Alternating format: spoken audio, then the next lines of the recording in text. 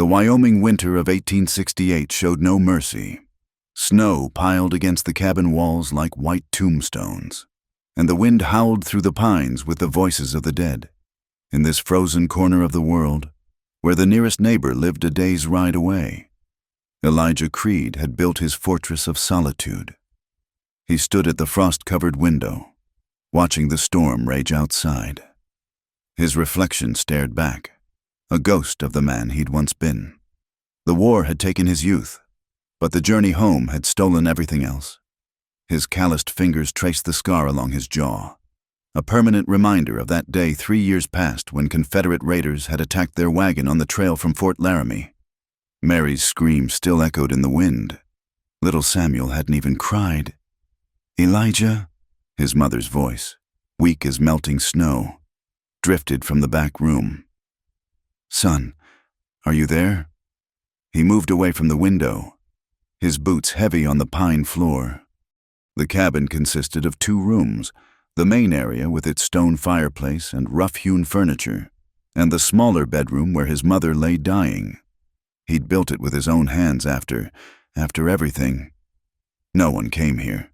No one knew this place existed except for old Doc Morrison, who made the treacherous journey once a month to check on Mother.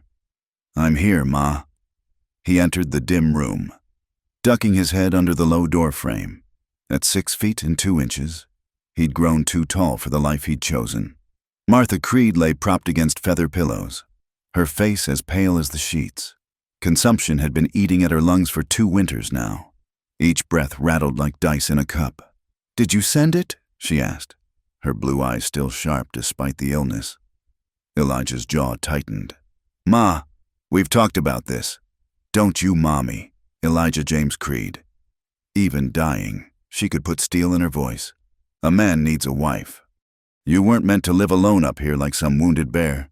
"I sent it," he lied, thinking of the letter hidden in his desk drawer. The advertisement for mail-order brides from back east. He'd written the letter to appease her, carefully vague about his location, mentioning only the nearest town of Cheyenne, some 50 miles away. No woman in her right mind would pursue such unclear directions. "But Ma, you know it's foolishness. What woman would want a good man with his own land and a strong back?" She coughed, specks of blood staining her handkerchief. "You underestimate yourself, son, and you underestimate the courage of women." He held the cup of willow bark tea to her lips, supporting her head. Outside, the storm intensified, rattling the shutters. Even if someone answered, they'd never find this place. And that's for the best.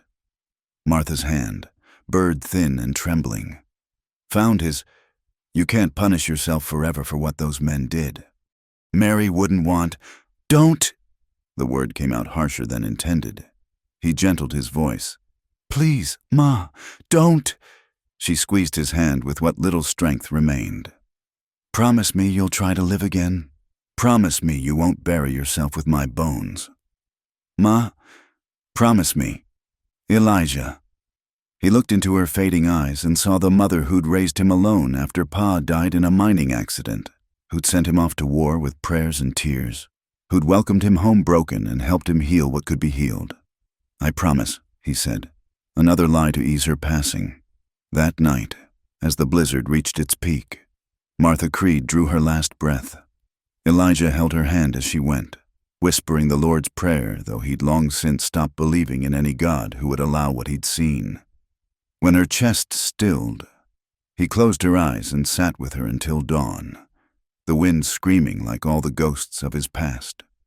He buried her when the storm broke, in the small plot beside the cabin where wildflowers would bloom come spring. The frozen ground fought his shovel, but he was a man well acquainted with difficult work. As he patted the last of the earth over her grave, he spoke the only eulogy she'd have. "You were the last good thing in my world. Ma, now there's nothing left but the waiting." 2 weeks passed in a blur of empty days. He tended the horses, chopped wood, melted snow for water, and cooked simple meals he barely tasted. The cabin felt larger now, full of shadows and silence. He'd started talking to himself, or maybe to the ghosts. Sometimes he answered back, He was splitting logs behind the cabin when he heard it. The distant jingling of harness bells. His blood froze. No one came here. No one could find this place unless... The sound grew closer. Through the trees, he glimpsed a sledge struggling through the snow, pulled by 2 exhausted horses. A figure in a dark cloak held the reins.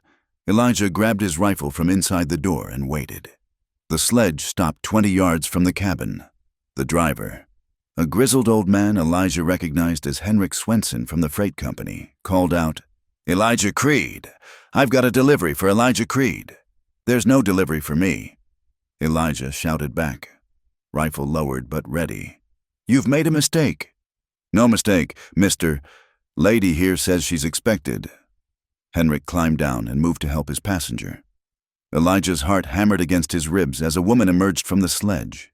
She wore a heavy traveling cloak over what looked like a proper Eastern dress, entirely unsuited for the Wyoming wilderness. Dark hair pecked from beneath her bonnet. She lifted her skirts to step through the snow, revealing practical boots. At least she'd had that much sense. "Mr. Creed?" Her voice carried a Boston accent, refined but not delicate. "I'm Clara Whitmore. I've come about your letter." The letter. The goddamn letter he'd never sent. "There's been a mistake," he said, his voice rough from disuse. "I didn't send for anyone." She stopped 10 feet away, close enough for him to see her clearly. Not a girl, but a woman, grown, maybe 25 or 26. Her face was wind-chapped from the journey, but underneath he could see fine features, intelligent brown eyes, and a determined set to her jaw. "But you did write to the matrimonial agency in Boston?" She pulled a letter from her cloak, his letter, the one he'd hidden away. "This is your hand, is it not? How in God's name?" "Ma'am, Miss..." Henrik interrupted, shifting nervously. "I need to get back before dark. These roads aren't safe with the weather turning again." Clara looked between Henrik and Elijah. "Then go, mister. Creed will see to my welfare." "I will not." Elijah said, "Henrik, you'll take the lady back to town. There's been a misunderstanding." "Can't do it, Mr. Creed. Horses are spent, and there's another storm coming. I'll be lucky to make it to the way station myself."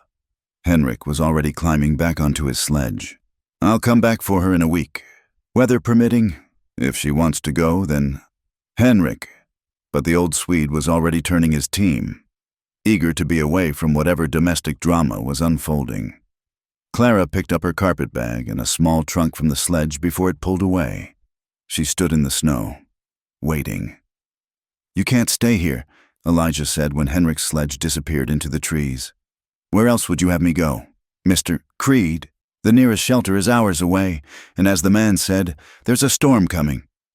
He could already feel the temperature dropping, see the dark clouds massing over the peaks.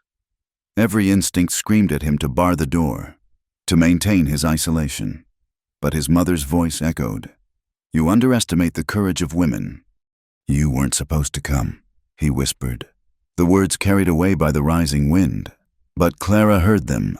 She lifted her chin, and something in her eyes, determination mixed with a vulnerability she was trying to hide, made his chest tighten. "Yet here I am, Mr. Creed. So what are we to do about it?" Clara stood in the snow, shivering despite her heavy cloak. The cold bit through her traveling dress, and her fingers had gone numb inside her kid gloves. She'd been foolish to wear them, vanity over practicality, but she'd wanted to make a good impression on her intended husband. Now, watching him glower at her from his doorway, she wondered if she'd made a terrible mistake. "Please," she said, hating how her voice trembled. "I've come 2,000 miles. Surely you can spare a few nights' shelter until the weather clears." Elijah's face was stone, but she caught something flickering in his gray eyes. Conscience, perhaps. He stepped aside, holding the door open. "Get in before you freeze." The warmth hit her like a wall. She stumbled slightly, her legs weak from the long journey. The cabin's interior was sparse but clean. A table and 2 chairs. A rocking chair by the stone fireplace. Shelves lined with preserves and supplies. Everything spoke of a solitary life, carefully ordered. "Thank you," she managed through chattering teeth. He shut the door and moved to the fireplace, adding another log. "Sit," he said, gesturing to the rocking chair. "You're half frozen." Clara sank into the chair gratefully, holding her hands toward the flames. She could feel him watching her, assessing. She'd endured such scrutiny at every stage of her journey, from the disapproving matrons in Boston who'd whispered about her decision, to the rough men at the stage stations who'd eyed her like merchandise. But Elijah's gaze felt different, warier, as if she were a trap that might spring. "You hungry?" he asked abruptly. Yes. "I haven't eaten since yesterday morning." He moved to the stove, efficient and silent. Soon the smell of heating stew filled the cabin. Clara's stomach cramped with hunger, but she kept her composure. A lady didn't complain. "How did you get my letter?" His back was to her as he worked. "I never sent it." Clara reached into her bag and withdrew the envelope, studying the familiar handwriting. "Your mother sent it. It arrived at the agency 3 weeks ago, with a note explaining that her son was too proud to send it himself, but desperately needed a wife." His shoulders tensed. "Ma's dead. 2 weeks now." "Oh." Clara's hand went to her throat. "I'm so sorry. I didn't—" She must have had Doc Morrison mail it on one of his visits. He ladled stew into a bowl, his movements sharp, meddling even from her sick bed. He set the bowl on the table along with a spoon and a chunk of bread. Clara rose and took her place, trying not to fall on the food like a starved animal. The first spoonful burned her mouth, but she didn't care. It was hot and filling, venison with root vegetables and wild herbs. "Eat slow," he said. "You'll make yourself sick otherwise." She forced herself to pause between bites. The journey was difficult. The train to Cheyenne was comfortable enough, but after that, she shuddered, remembering. The stagecoach was awful. Men stared and made remarks. At one station, a drunk tried to grab me. The driver had to intervene. Elijah's jaw tightened, but he said nothing. "In Cheyenne, I asked about you. No one knew the name at first, but finally, an old woman at the general store remembered a Martha Creed who used to come for supplies. She gave me directions to the freight office, and Mr. Swenson agreed to bring me for a fee." Clara took another careful spoonful. "He warned me the journey would be hard. I didn't believe him. You should have stayed in Cheyenne, taken the next train back east." "With what money? I spent everything I had getting here." The admission stung her pride, but it was the truth. "I sold my mother's pearl necklace to buy the train ticket. I have 17 cents to my name." He stared at her. "Why would you do such a thing?" Clara set down her spoon and met his gaze. "Because I had nothing left in Boston except the position of unpaid nursemaid to my brother's children. His wife made it clear I was a burden, another mouth to feed, taking up space in their house. When I saw the advertisement for mail-order brides, I thought it was a chance, a new life." "This isn't a life," Elijah said harshly. "This is exile. This is purgatory. It's yours, though. You built it. I built it to be alone." They sat in tense silence while Clara finished her meal. When she was done, Elijah cleared the dishes without a word. She noticed he moved with a slight limp, favoring his left leg. A war wound, perhaps, or something from the tragedy his mother had hinted at in her note. "I'll sleep in the barn," he said finally. "You can have the cabin." "That's not necessary. I can sleep by the fire." "You'll take the bed." His tone brooked no argument. "There are blankets in the chest, chamber pots under the bed. Don't go outside after dark. There are wolves, and worse in these woods." He pulled on his coat and hat. At the door, he paused. "I never meant for you to come. You understand that? Whatever dreams you had about being a frontier wife, about building a life with some stranger, forget them. As soon as the weather breaks, you're going back east. And if I refuse?" He turned, and for the first time, she saw the full weight of his pain. It was written in every line of his face, every shadow in his eyes. "Then you're a fool, Miss Whitmore, because I've got nothing to offer but ghosts and graveyards." The door closed behind him, leaving Clara alone in the strange cabin. She sat for a long moment, listening to the wind pick up outside. Then she rose and explored her temporary home. The main room held few personal touches, no photographs, no mementos. But the construction was solid, the corners true. Whoever Elijah Creed was, he knew how to work with his hands. The bedroom was small and sparse. A bed with a cornhusk mattress, a washstand, a trunk. On the wall hung a single item, a woman's shawl, faded blue wool with fringe. Clara touched it gently, understanding instinctively that it had belonged to someone dear. She found extra blankets as promised and made a pallet by the fire. She wouldn't take his bed, regardless of what he'd ordered. As she worked, she discovered small signs of recent grief. A teacup still sitting by the bedside, medicine bottles on the shelf, a Bible bookmark at Psalms. Night fell quickly in the mountains. Clara banked the fire and settled onto her makeshift bed, pulling the blankets tight. Outside, she could hear the storm building, and somewhere beyond that, the howl of wolves. But it was the human wolf that concerned her, the man exiling himself to a barn in winter rather than share a roof with her. She'd seen broken men before. Boston was full of them after the war, men missing limbs or pieces of their souls, men who jumped at loud noises or stared through their families as if they were ghosts. But Elijah Creed wasn't just broken. He was actively punishing himself for some tragedy she didn't yet understand. Around midnight, she heard the cabin door open carefully. She kept her eyes closed, breathing evenly. Footsteps crossed to the fireplace, the sound of logs being added, the poker stirring the embers. Then a pause. "Foolish woman," she heard him mutter.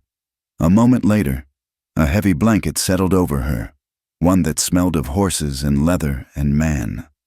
The door opened and closed again, so quietly she might have imagined it. Clara pulled the extra blanket close, surprised to find tears on her cheeks. It had been so long since anyone had shown her even that small kindness. "I belong to you now," she whispered to the empty room. Not as submission, but as declaration. She'd crossed a continent to find a new life. She wouldn't be sent back like unwanted goods.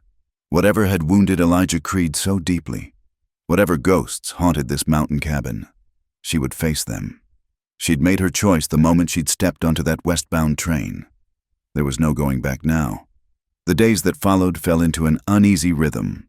Elijah would enter the cabin before dawn, tend the fire, prepare coffee and biscuits, then disappear into his work, chopping wood, caring for the horses, checking his trap lines. Clara would wake to find breakfast waiting and him gone, only the warmth of the stove proving he'd been there at all. She refused to be a burden. By the third day, she'd taken inventory of the household supplies and set about making herself useful. The cabin, while clean, showed the neglect of a grieving man. Dust gathered in corners, the windows were clouded with smoke residue, and the pantry needed organizing.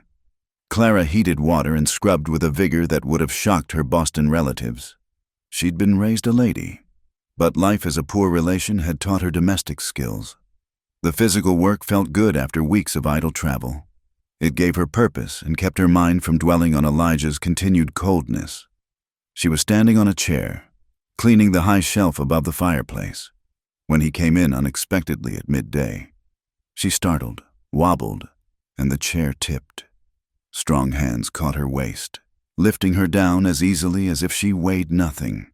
For a moment, they stood frozen, his hands on her waist, her hands braced on his shoulders, their faces inches apart.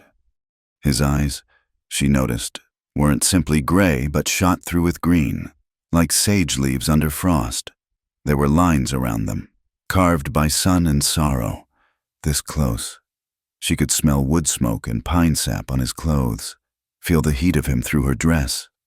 "You shouldn't stand on chairs," he said roughly, but he didn't immediately let go. The shelf was filthy. Her voice came out breathless. His gaze dropped to her lips, then away. He released her and stepped back, running a hand through his dark hair. "You don't need to clean. You're not a servant. Neither am I a guest who contributes nothing." Clara smoothed her skirts, trying to calm her racing heart. Your mother kept a good house. I'm simply maintaining her standards. Something shifted in his expression at the mention of his mother. She'd have liked you, he admitted quietly. She always said I needed a woman with backbone. It was the first kind thing he'd said to her. Clara treasured it like a small flame to warm herself by. Tell me about her? He moved to the window, looking out at the snow-covered pines. Martha Creed was the strongest woman I knew. Raised me alone after Pa died in a cave-in. Took in washing, mended clothes, did whatever it took to keep us fed. Never complained, never gave up. She raised a good son. He laughed bitterly. Did she? A son who hides on a mountain like a coward. A son who cared for her through her illness, who built this solid cabin with his own hands, who— Clara hesitated, then plunged ahead. Who gave his blanket to a stranger rather than let her be cold. His shoulders tensed. You were awake. Yes, that wasn't— Don't read anything into it. But Clara had already read everything into it, beneath his harsh exterior. Elijah Creed still possessed kindness. It might be buried under grief and guilt, but it existed. They ate lunch together in silence. Venison stew again, though Clara had found dried herbs to improve the flavor. She noticed him pause after the first bite, surprise flickering across his features. Sage and thyme, she explained. From the supply shelf. I hope you don't mind. It's good, he said simply, and applied himself to eating. After lunch, he lingered instead of immediately returning to his work. Clara took this as progress. She found his mother's sewing basket and began mending a torn shirt she'd discovered. That was mine, he said, watching her neat stitches. Caught it on barbed wire last month. It's good cloth. No sense wasting it. She kept her eyes on her work. I notice you favor your left leg. War injury? His jaw tightened. Confederate mini-ball at Antietam. Shattered the bone but didn't take the leg. Field surgeon called it a miracle. And your other scars? She'd seen them, the white line along his jaw, the puckered mark on his hand when he reached for his coffee cup. Not from the war. The words came out flat. Final. Clara understood she'd touched the wound that wouldn't heal. She changed direction. I found some seeds in the pantry, herbs mostly, but also some vegetables. Come spring, I could start a kitchen garden. You won't be here come spring. She tied off her thread and bit it neatly. We'll see. Over the following days, their careful dance continued. Clara found small ways to improve the cabin, arranging dried flowers in a jar, mending all the worn clothing, even attempting to bake bread with limited success. The first loaf came out hard as a rock.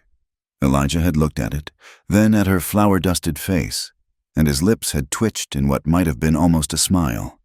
Makes a good doorstop, he'd said, and she'd laughed despite her embarrassment. The second loaf was better. By the third, she'd found her rhythm with the temperamental stove. One evening, as they sat by the fire, him cleaning his rifle, her knitting socks from yarn she'd found, the domesticity of it struck her. They looked like any frontier couple, sharing the end of a working day, except for the careful distance between their chairs, the way he never quite met her eyes. May I ask you something? She ventured. He grunted, which she took as permission. What happened to your family? Your mother's letter mentioned a tragedy, but his hand stilled on the rifle. For a long moment, she thought he wouldn't answer. Then, staring into the fire, he began to speak. Mary was my wife. We married young, before the war. Had a son while I was gone, Samuel.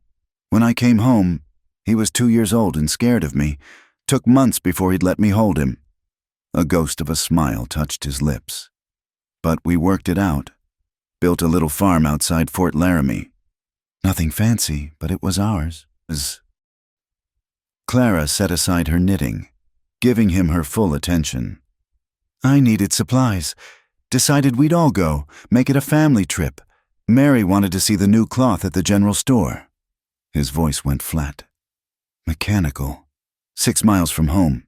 Raiders hit us. Confederate stragglers who wouldn't accept the war was over. They wanted our horses, our wagon. Whatever we had. Elijah. I fought. Killed 2 of them before they brought me down. They made me watch while they... His voice broke. He cleared his throat. Mary begged them. Told them we had nothing worth dying for. They laughed. Clara moved without thinking, kneeling beside his chair, taking his scarred hand in both of hers. He didn't pull away. Samuel never made a sound, just looked at me with those big eyes, wondering why Papa wasn't saving them. Tears ran down his face now, though his voice stayed steady. When they were done, they left me for dead. Took me 2 days to dig the graves, 2 days to put my family in the ground. It wasn't your fault. Wasn't it? I chose that road. I decided we should all go. I failed to protect them. You fought. You nearly died trying. Nearly isn't enough. He looked at her then. Truly looked at her. Now you understand why you can't stay. I couldn't protect them. I won't risk failing someone else. Clara squeezed his hand tighter. I'm not asking you to protect me. I'm asking you to let me share your life, such as it is. Why? The question came out raw. Why would you choose this? Choose me? She considered her words carefully. Because I see who you are beneath the grief. Because this cabin feels more like home than anywhere I've lived. Because when you think I'm not looking, I catch you watching me with something that might be hope. He pulled his hand away and stood abruptly. You're imagining things. But he didn't leave. He stood there, tension radiating from every line of his body, fighting some internal battle Clara could only guess at. I'm not afraid of your ghosts, Elijah, she said softly. I'm not afraid of you. You should be. But the words lacked conviction. Clara rose and returned to her chair, picking up her knitting. I'll make us some tea. As she moved past him to the stove, his hand caught her arm, not roughly, but with a desperate sort of gentleness. Clara. She waited, hardly breathing. The bread today was good, he said finally, releasing her. It wasn't what he'd meant to say. She could see that, but it was something, a crack in the wall he'd built around himself. She smiled. Thank you. Tomorrow I thought I'd try biscuits. That night, he didn't go to the barn. He bedded down by the door, rifle close at hand, keeping watch as he had every night. But when Clara woke once in the darkness, she saw him sitting in the rocking chair, staring into the dying fire, on impulse. She spoke his name softly. He turned to look at her, his face unreadable in the shadows. You're not alone anymore, she whispered. He didn't answer, but she heard his breath catch. When she woke at dawn, he was gone, but her blanket had been carefully tucked around her shoulders, and the fire had been built up to keep her warm. The blizzard struck without warning. Clara had been reading his mother's Bible by the window when the sky turned black as char. Within minutes, the wind rose to a shriek that rattled the shutters and sent snow driving horizontal past the glass. She rushed to secure the windows, her heart hammering as the temperature plummeted. Elijah burst through the door in a whirl of snow and wind, fighting to close it behind him. Ice crystals clung to his beard and eyebrows. Storm came in fast, he said, breathless from battling the elements. The horses are secured, but this one's going to be bad. Could last days. Clara helped him out of his frozen coat, noting how he shivered despite himself. You're half frozen. Sit by the fire. For once, he didn't argue. She heated water for coffee and pulled the quilt from the bed to wrap around his shoulders. He accepted her ministrations without protest, which told her how cold he truly was. As night fell, the storm intensified. The cabin groaned under the wind's assault, and snow piled against the door until they could no longer open it. They were well and truly trapped together. Clara prepared a simple supper, beans and salt pork, the last of the bread. They ate in companionable silence, listening to the storm rage. When she rose to clear the dishes, Elijah stopped her with a gesture. Leave them. Come sit by the fire where it's warm. She took the rocking chair while he sat on the floor, adding logs to the flames. The firelight played across his features, softening the harsh lines. He looked younger, more like the man he might have been before tragedy marked him. "Tell me about Boston," he said unexpectedly. "What was your life there?" Clara was surprised but pleased by his interest. "Ordinary, mostly. My father was a clerk in a shipping office. We lived modestly but respectably until he died when I was 16. Mother followed 2 years later. Consumption, like your mother." "I'm sorry." "My older brother Thomas took me in. He meant well, but his wife Catherine saw me as unpaid help. I spent my days tending their 4 children, mending their clothes, keeping their house." She smiled ruefully. "Perhaps it was good preparation for frontier life. You could have married there, a city full of men who wanted dowries I didn't have, or widowers seeking someone to raise their children for free. At least here, I chose my fate." Elijah studied her face in the firelight. "And you chose this? Me?" "Yes. Even knowing what you know now? Especially knowing." Clara leaned forward, her voice earnest. "You're not the only one running from ghosts. Elijah, in Boston, I was slowly disappearing. Another year, maybe 2, and I'd have been just another spinster aunt, invisible and forgotten. Here, I feel alive again." The wind howled louder, and something crashed outside. A tree branch. Perhaps. Elijah rose to check the windows, ensuring the shutters held. When he turned back, Clara had moved to stand by the hearth, her thin nightgown silhouetted by the flames. She'd changed while he was securing the cabin, preparing for bed despite the early hour. "You should take the bed tonight," she said. "I won't have you sleeping on the floor in your own home any longer." "Clara, please." She moved closer, and he caught his breath. "We're married in the eyes of the law, aren't we? I came here as your mail-order bride. The agency has papers. Papers don't make a marriage." His voice was rough. "And I can't. I'm not asking for that." She reached up, her fingers barely brushing his jaw. "I'm asking you to stop punishing yourself. To let me be your wife in whatever way you'll allow." He caught her hand, meaning to push it away, but instead found himself holding it against his chest where his heart hammered. "You don't understand what you're asking." "Then help me understand." They stood frozen in that tableau, her hand pressed to his heart, his covering it, the firelight dancing between them.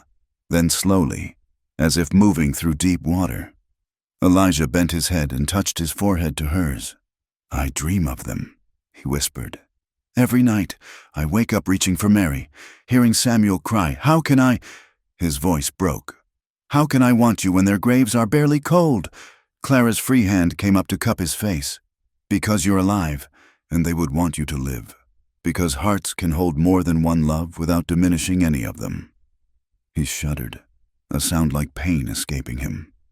Then his arms came around her, crushing her against him as if she were the only solid thing in a world of storms. She held him as he shook, this strong man who'd carried such terrible weight alone. When he finally pulled back, his eyes were wet but clearer than she'd seen them. Without words, he led her to the chair by the fire and knelt beside it, taking her hands in his. "I'm not whole," he said carefully. "Parts of me died on that road. I may never be the husband you deserve." "I'm not asking for perfect, I'm asking for real." He lifted her hands and pressed his lips to each palm, the gesture achingly tender. "You terrify me," he admitted. "The way you make me want to try again, it terrifies me." "Good," Clara said softly. "Fear means you're starting to feel again." The storm raged on, but inside the cabin, a different kind of tension built. Elijah remained kneeling before her, his hands warm around hers, struggling with himself. Finally, he rose, drawing her up with him. "Clara, He stopped, then started again. "May I?" She understood. Standing on her toes, she pressed her lips softly to his. He stood rigid for a heartbeat, then responded with desperate hunger, his hands tangled in her hair, holding her as if she might vanish. The kiss was raw, unpracticed after years of solitude, but it set her blood on fire. When they broke apart, both were breathing hard. Elijah touched her face with shaking fingers. I don't know if I can be what you need. Then we'll learn together. She took his hand and placed it over her heart, letting him feel its wild beating. I'm not made of glass, Elijah. I won't break. He kissed her again, deeper this time, backing her against the wall. She could feel the war in him, desire battling guilt, need fighting fear. When his lips found her throat, she gasped, her hands clutching his shoulders. Clara! He breathed against her skin, and she heard wonder in it, as if her name were a prayer he'd just learned. The wind shrieked around the cabin, but they were in their own world now. Elijah's hands, so careful with her always, trembled as they traced her shoulders, her arms, learning her shape through the thin fabric. Then, as suddenly as it began, he pulled away. No, he said hoarsely. Not like this. Not in desperation. Clara swayed, bereft of his warmth. Elijah, you deserve better than a man using you to forget. He backed toward the door. I need air. You can't go out in the storm. Just to the porch. I won't go far. He grabbed his coat. Please, Clara, let me think. She watched him struggle with the door against the wind, then disappear into the swirling white. Her lips still tingled from his kiss. Her body still hummed with awakened desire. But more than that, she'd felt his walls cracking, letting her glimpse the man he could be again. She banked the fire and prepared for bed properly this time, brushing out her hair and washing her face. When she heard him return, she pretended to sleep, giving him the privacy he seemed to need. She heard him moving carefully in the darkness, adding wood to the fire, checking the windows one more time. Then, to her surprise, she felt him kneel beside her pallet.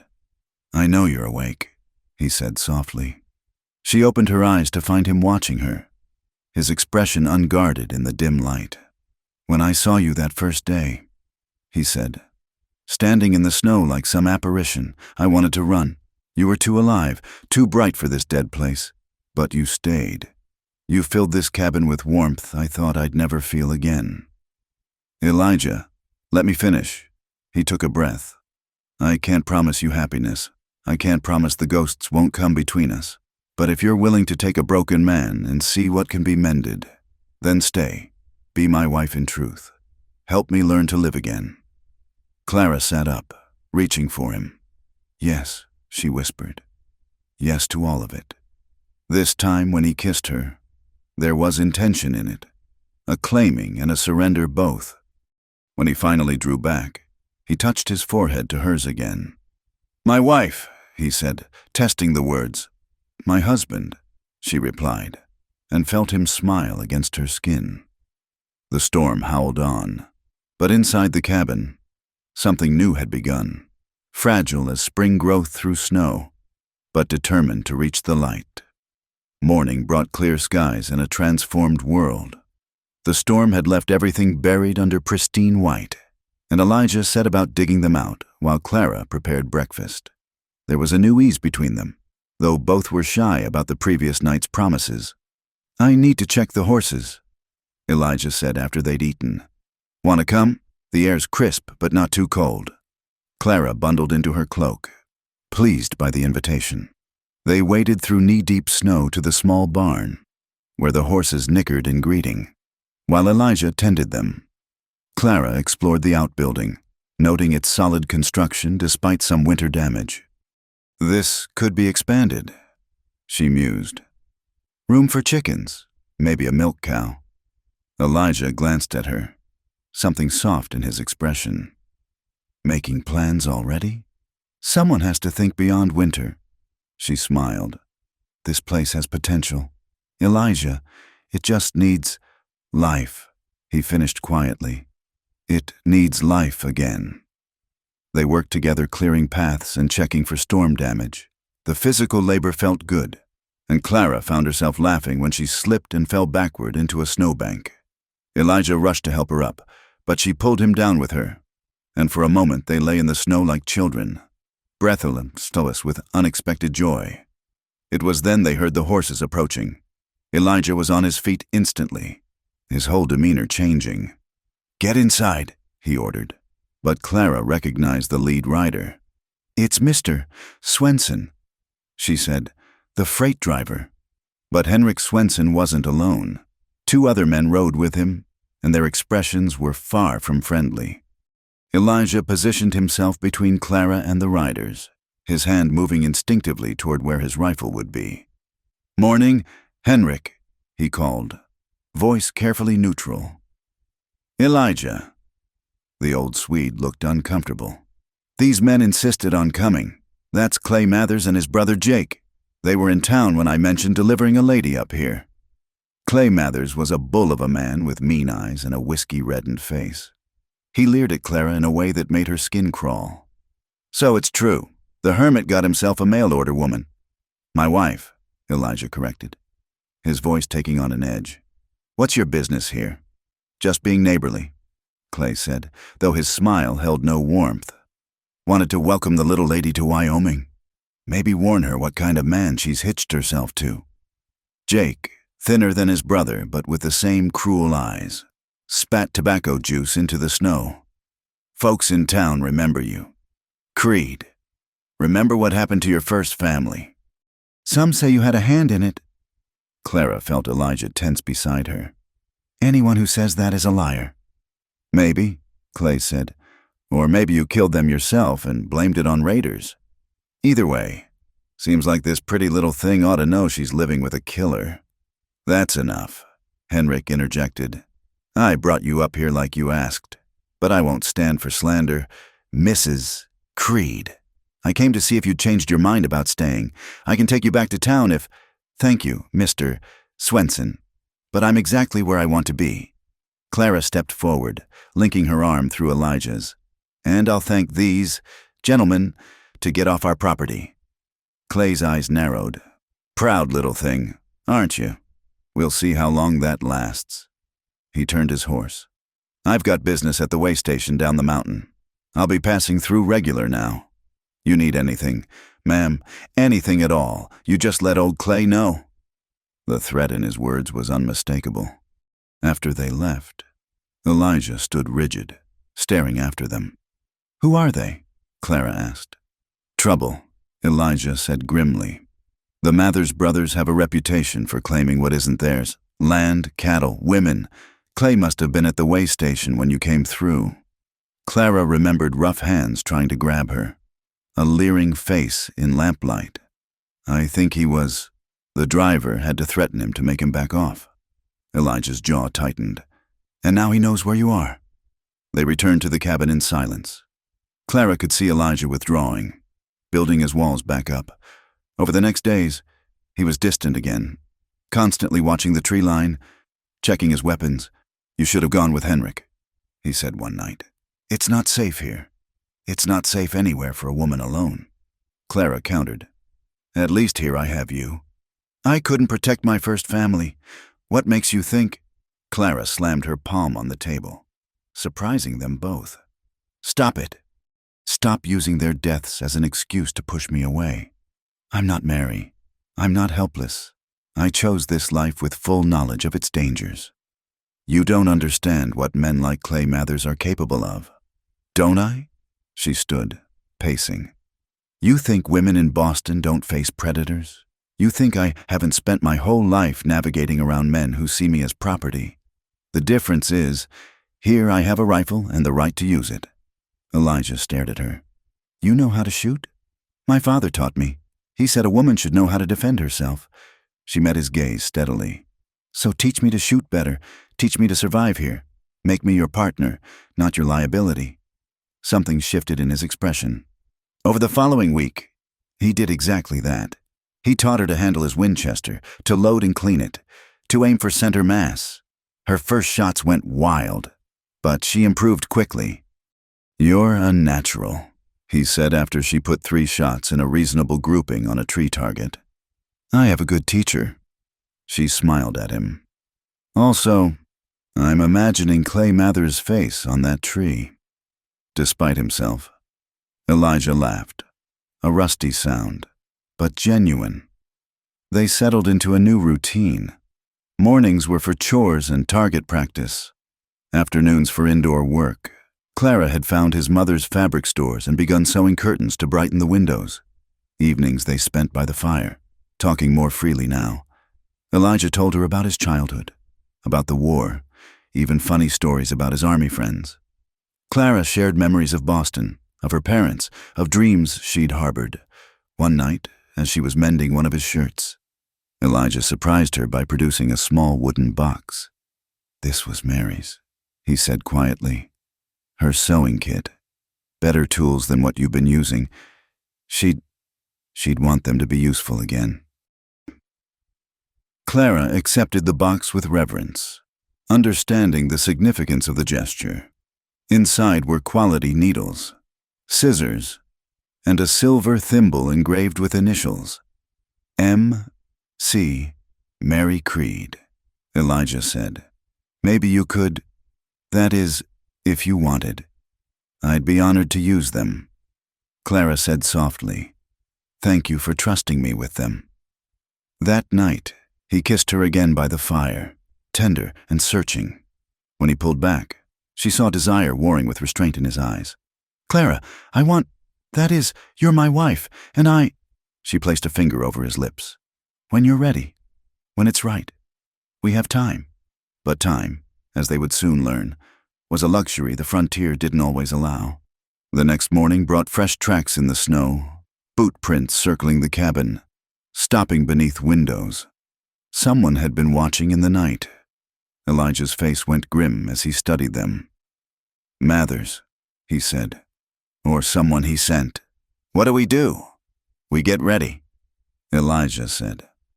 "And we make sure they understand this is our home. No one drives us off." Clara nodded, checking the load in the rifle he'd given her.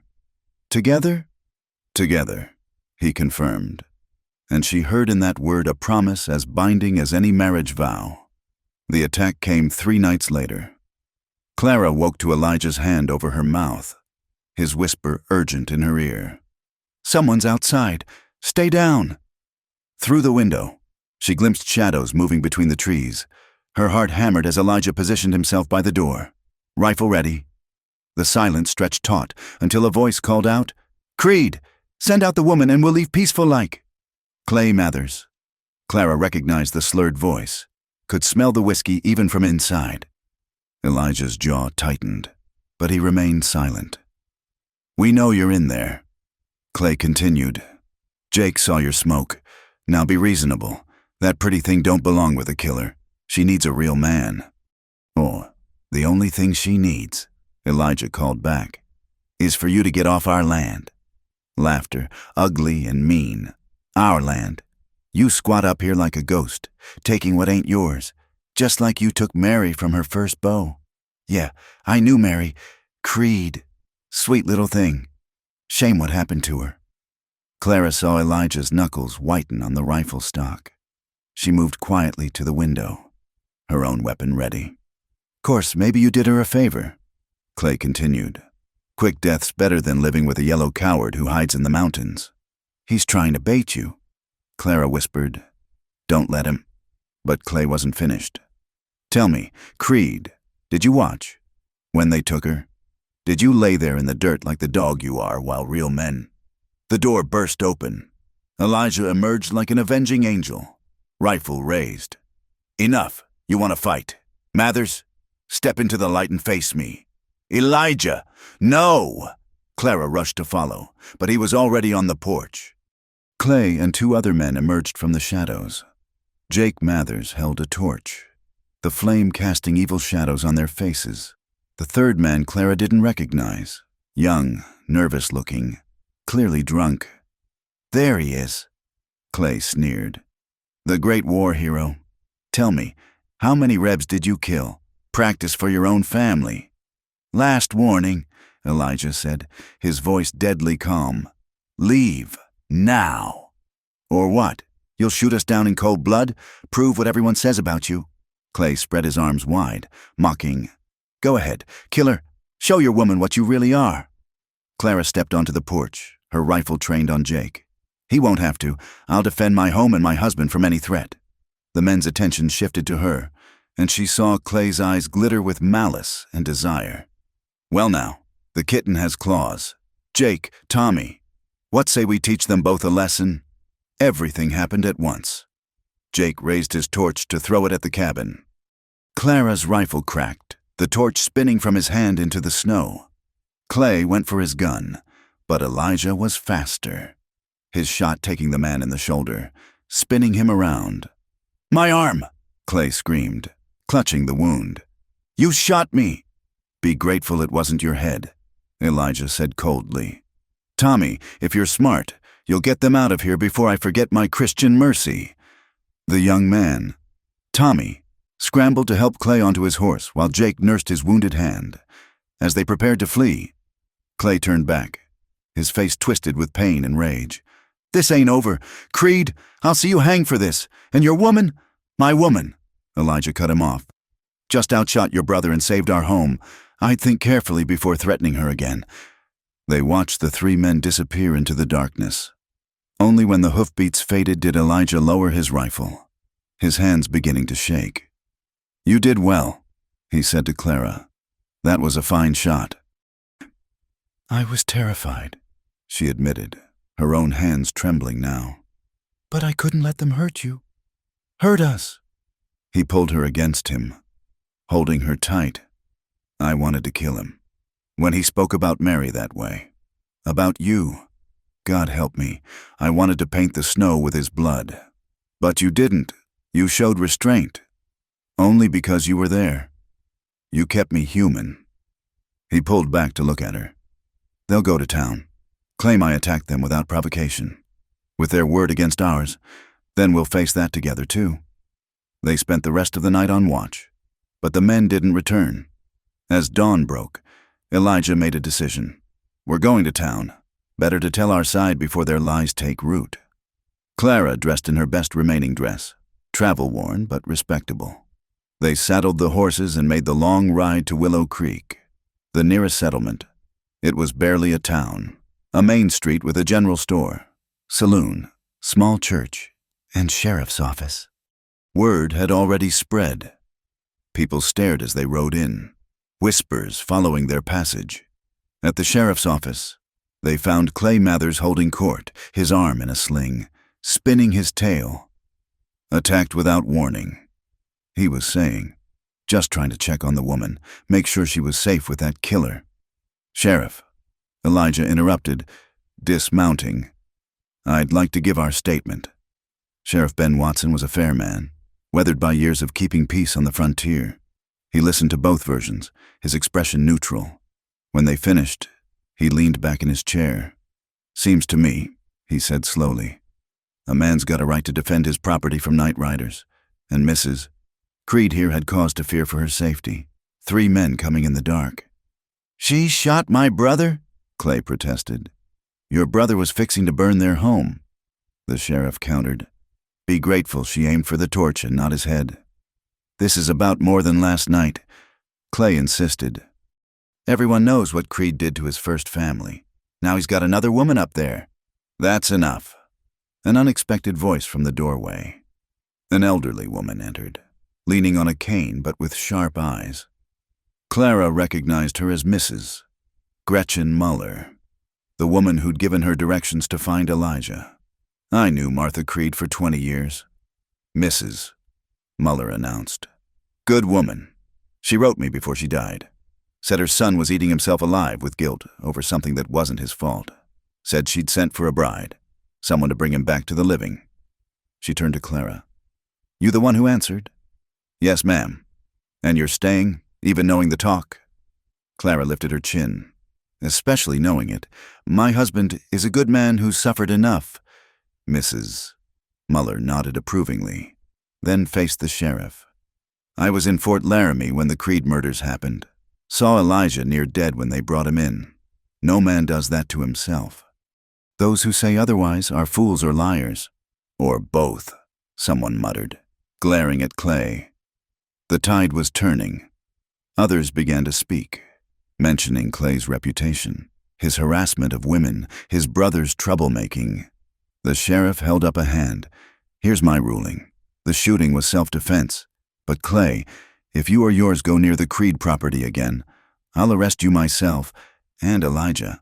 He turned to address him. You and your wife are welcome in this town. Past is past. Outside, Clara felt the tension drain from her body. They'd won this battle, but she knew Clay wouldn't give up easily. Thank you, Elijah said to Mrs. Muller, for speaking up. The old woman studied him shrewdly. You look better, less like a ghost. That's your wife's doing, I'd wager. Yes, ma'am. Good. Martha would be pleased. She patted Clara's arm. You need anything, child. You come see me. Us women have to stick together out here. As they prepared to leave town, they stopped at the general store for supplies. The proprietor, who'd been cold before, now greeted them warmly. News traveled fast in small towns on the ride home. Elijah was quiet. Finally, Clara asked what troubled him. I put you in danger, he said. Brought my past down on you. No, Clara said firmly. Clay Mathers made his choice. We just showed him the consequences. That night, back in their cabin, the adrenaline finally caught up with her. Clara began to shake, the fear she'd suppressed flooding through her. Elijah held her by the fire, stroking her hair. You were so brave, he murmured. My warrior wife. I was terrified. She confessed. When I saw him going for his gun, aimed at you. Shh. He kissed her forehead, her cheeks, tasting the salt of her tears. We're safe. We're alive. That's all that matters. Their kisses deepened, born of relief and need.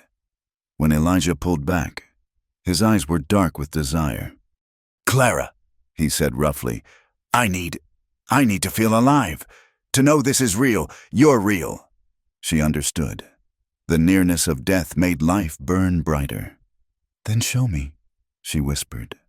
Show me we're alive. This time, he didn't pull away. Spring arrived like a miracle.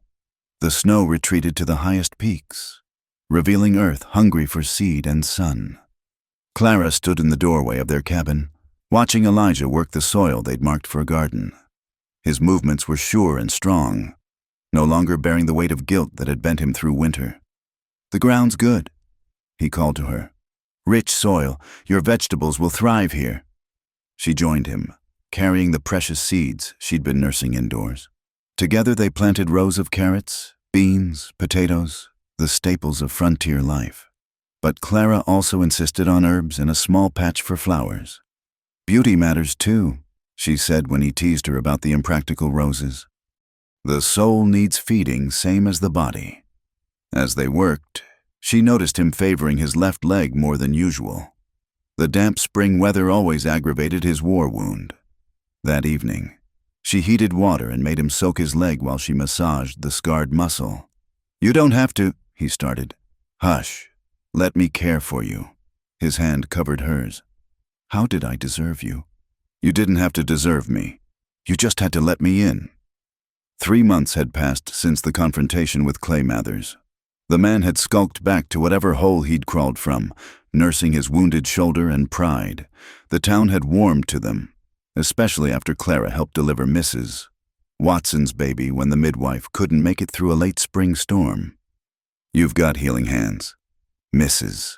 Muller had said approvingly. We need more like you out here. The comment had planted a seed in Clara's mind. That evening, as they sat watching the sunset paint the mountains gold, she broached the subject. I've been thinking about what Mrs. Muller said about helping other women. Elijah looked at her curiously. What kind of help? There are so many lonely souls out here, men who need wives, women back east who need new lives. She took a breath. What if I helped connect them? Wrote letters, made arrangements, like the agency that brought me to you, but more personal, more careful. You want to be a matchmaker? I want to help people find what we have. She touched his face. Not everyone will be as fortunate, but some might be, if I can spare even one woman the fear I felt at those way stations, or help one good man find companionship. Elijah considered this. It's generous work, but it might bring trouble. Not everyone wants to see happiness flourish. Then we'll face that trouble together, like we always do. He smiled, the expression transforming his face. All right, Mrs. Creed. How do we start? They began simply. Clara wrote to the agency in Boston that had connected them, offering to be a Western liaison. She also placed a discreet notice in the Willow Creek newspaper. Within weeks, letters began arriving. Tentative inquiries from men throughout Wyoming and Montana. Desperate pleas from women seeking escape from untenable situations. Clara read each one carefully, looking beyond the words to the character beneath. She began corresponding with the most promising candidates, asking probing questions, paint honest pictures of frontier life. This one, she said one evening, holding up a letter. Sarah Hensley from Philadelphia. She's a widow with nursing experience. Tough enough for this life, I think. And who would you match her with? Tom Morrison, Doc Morrison's nephew. He's got that ranch near Coyote Creek. Needs a wife who won't faint at the sight of blood during calving season. Elijah chuckled. You've thought this through. I take it seriously. These are lives we're affecting. Her first successful match came 2 months later. Sarah Hensley arrived on the stage, clear-eyed and practical, exactly as her letters had suggested. Tom Morrison, hat in hand, met her with shy hope, watching them drive away together. Clara felt a deep satisfaction. Look at you, Elijah said, wrapping his arms around her from behind, building the world one couple at a time. But success brought attention, not all of it welcome. One afternoon, while Elijah was checking his trap lines, Clara heard horses approaching. She grabbed the rifle, then relaxed when she recognized Henrik Swenson's wagon. But her relief turned to wariness when she saw his passenger, a woman with a painted face and tired eyes. Mrs. Creed, Henrik said uncomfortably. This here's Della. She's, looking to make a change in her circumstances. Clara understood immediately. Della was what polite society called a soiled dove, a prostitute looking to leave the life. Many agencies would have turned her away, but Clara saw the desperation beneath the rouge and powder. Come in, she said simply. We'll talk. Della's story was common enough. Seduction, abandonment, survival by any means necessary. But underneath the hard exterior, Clara sensed a woman who still hoped for redemption. I can read and write, Della said defensively. I kept books for the house before things went bad. I'm not afraid of hard work. I believe you. Let me think on who might. The door burst open. Clay Mathers stood there, very much alive despite hopes otherwise. His arm had healed crooked, and liquor had etched deeper lines in his mean face. Well, well, he drawled. Heard you were taking in whores now. Mrs. Creed, Fitting Company. Clara raised the rifle. Get out. Now. I'm here on business. Della owes money to the house. She can't just leave. I'm free to go where I please, Della said, but fear cracked her voice. Not until you pay your debts. Clay's piggy eyes fixed on Clara. Course, maybe Mrs. High and Mighty here wants to pay them for you. What's the going rate for a whore's freedom? The going rate for trespassing is a bullet. Elijah's voice came from behind Clay. Step away from my door. Clay turned slowly. Elijah stood with his rifle leveled, eyes cold as winter stone. Should have known you'd come running. Can't let your woman fight her own battles?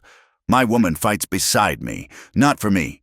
Now get off my land before I forget the sheriff's warning about killing you. Clay backed away, but his smile was ugly. This ain't over.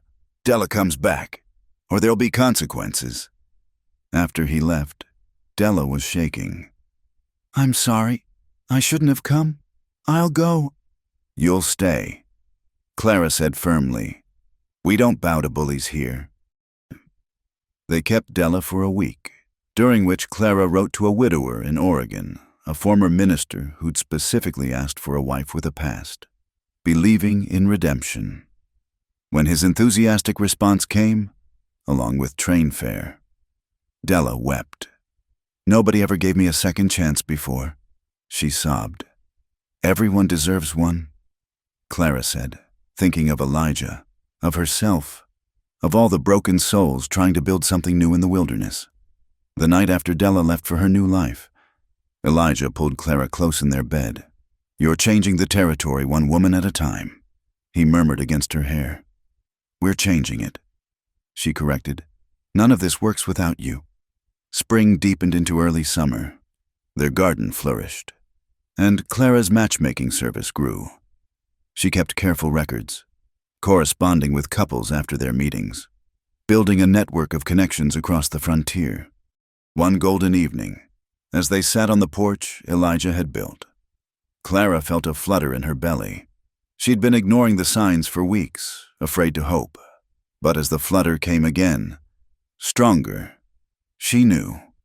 "Elijah," she said softly. He looked up from the harness he was mending. "What is it?" She took his hand and placed it on her stomach. "We're going to have a baby." The harness fell from his other hand. His face cycled through emotions: shock, fear, wonder, and finally, a joy so profound it brought tears to his eyes. "A baby," he whispered. "Our baby. Are you happy?" For answer, he knelt before her, pressing his lips to her belly. "Hello, little one," he said softly. "I'm your papa, and I promise, I swear, I'll keep you safe. You and your mama both." Clara ran her fingers through his hair, feeling the last of his walls crumble. The man who'd thought himself fit only for ghosts was greeting new life with wonder. As the sun set behind the mountains, painting the sky in shades of hope, Clara thought about the journey that had brought them here, from a hidden letter to a love that had healed them both, and now, new life growing between them, proof that even in the harshest ground, with faith and tending, love could bloom. "Thank you," Elijah said, rising to kiss her, "for not giving up on me, for seeing who I could be." "Thank you," she replied, "for letting me belong to you." "No," he corrected gently, hands still protective over their child. "We belong to each other. Always." The first stars appeared in the darkening sky, and somewhere in the distance, a nightbird called to its mate. Clara leaned into her husband's embrace, feeling their baby move again, and knew that she was finally, truly home. 5 years had passed since Clara stepped off Henrik Swenson's sledge into Elijah's frozen world. Now, as she stood in the doorway of their expanded cabin, she watched her husband teaching their son to plant seeds in the same garden where their love had first taken root. "Gentle now, Samuel," Elijah instructed, his large hands guiding small ones. "Seeds are like promises. You have to treat them with care." 4-year-old Samuel James Creed, named for the brother he'd never meet, looked up at his father with the same gray-green eyes. "Like when Mama writes her letters?" "Exactly like that," Clara said, joining them. Her matchmaking service had grown beyond their wildest dreams. What started as a few carefully penned letters had become a lifeline for countless souls across the frontier. Her desk held correspondence from 3 territories, testimonials from successful matches, and requests for her guidance. "Mama, look!" Samuel held up a dirt-covered hand. "I planted the roses for you. Beautiful work, my love." She kissed his dusty forehead, then met Elijah's eyes over their son's head. The pain that once lived there had faded to occasional shadows, replaced by a contentment she'd helped nurture. That evening, after Samuel was tucked into his small bed in the loft they'd added, Clara found Elijah on the porch, reading by lamplight. She recognized the paper, a letter he'd been working on for days. "Is it finished?" she asked, settling beside him. He handed it to her. "Tell me if it's right." Clara read, "To the matrimonial agency of Boston, 5 years ago. You forwarded a letter I never meant to send, to a woman I thought I didn't want. That accident became my salvation. Miss Clara Whitmore traveled 2,000 miles to find a broken man hiding from the world, and through her courage and compassion, taught him to live again. I write now to thank you, and to inform you that Mrs. Clara Creed has established a Western liaison service that has successfully matched 43 couples to date.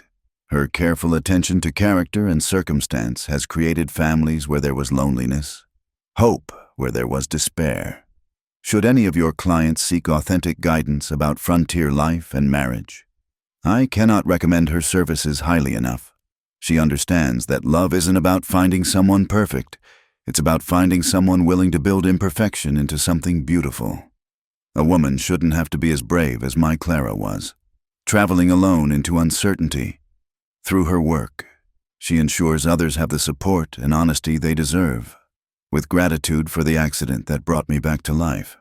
Elijah Creed. Clara's eyes misted. It's perfect. Like you, he said softly, drawing her close. A horse's whinny interrupted their moment. They looked up to see Doc Morrison approaching, and Clara's heart lifted. The doctor had become one of their closest friends, especially after delivering Samuel on a night when snow had made the midwife's travel impossible. Evening, folks. Doc called. I come bearing gifts. A letter from Sarah Morrison, nee Hensley. Clara eagerly took the letter from her first successful match. Sarah wrote of their thriving ranch, their twin daughters, and Tom's continued devotion. Each success story felt like a personal victory. She wants to know if you'll consider finding a match for her younger sister.